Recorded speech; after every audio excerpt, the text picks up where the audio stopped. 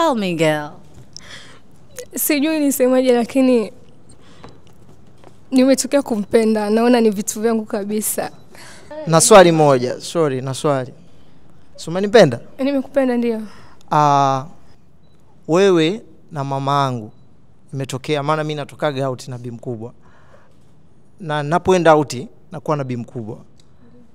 Nimeendesha gari, nimefika home, nataka kuwachukua tutoke out. Wewe na mama, nani anaweza kukaa siti ya mbele?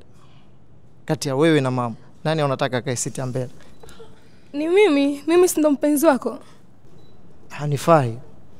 Excuse me? Hanifai. Kwa hakufai vipi? Mamangu ni kipaumbele changu, alafu yeye ni mzuri, mrembo, lakini kigezo changu kimoja kafeli.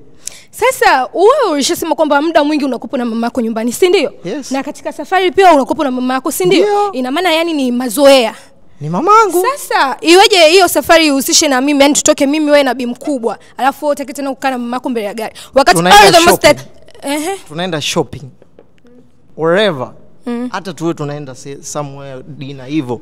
Lakini ninatoka na mama. Na wewe ukiwepo.